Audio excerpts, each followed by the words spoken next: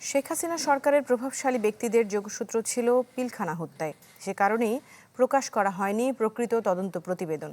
শহীদ সেনা সদস্যদের কবর জিয়ারত করে এই মন্তব্য করেন জামায়াত আমির ডাক্তার শফিকুর রহমান।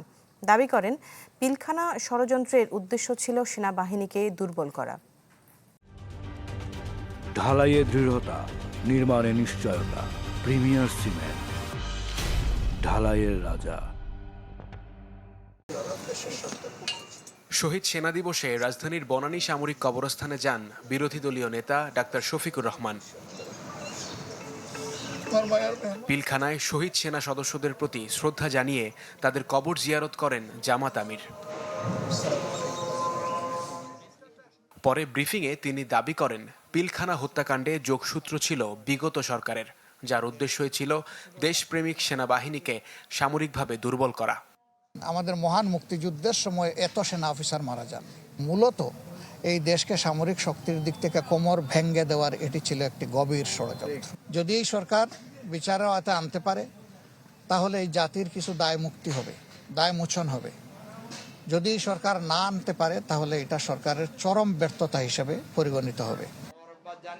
দিবসটিতে পুরানা পল্টনে আলোচনা সভার আয়োজন করে ঢাকা মহানগর দক্ষিণ জামাত।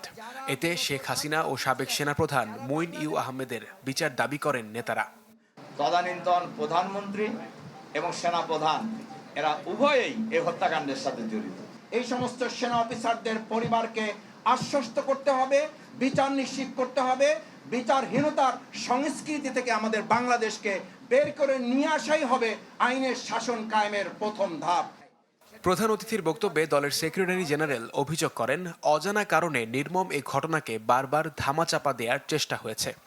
যারা সেদিন এই হত্যাকাণ্ডের নেতৃত্ব দিয়েছিলেন, এর পিছনে দেশবিরোধী ষড়যন্ত্র ছিল। এটা যদি আজকে উন্মোচিত না হয়, তো এই দেশকে নিয়ে আবার কেউ, কোনো দল, কোনো সংস্থা, কোনো শক্তি যে আর ষড়যন্ত্র করবে না, তার তো কোনো নিশ্চয়তা নেই।